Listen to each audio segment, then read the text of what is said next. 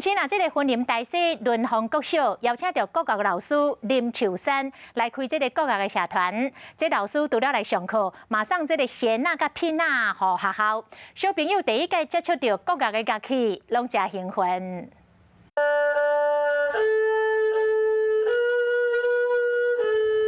大溪润丰国小校长王东英为着囡仔有机会接触乐器，邀请国乐老师林秀山来到学校开国乐社团。因为偏乡学校真欠资源，林秀山唔拿来上课，搁早二学搁有中国片仔送予学校。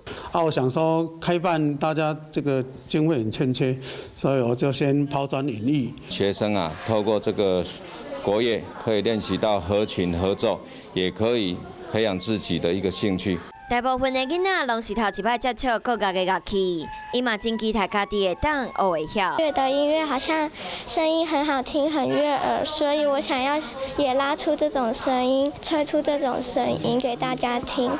因为想学更多乐器，我想学古筝。海线偏乡学校的教育资源较无够，目前也有欠其他的乐器，希望社会上有能力的人会使来斗相共。 有事没事赶紧转开华视，还没有订阅华视的 YouTube 频道吗？赶紧按赞、订阅、开启小铃铛，我们华视 YouTube 见。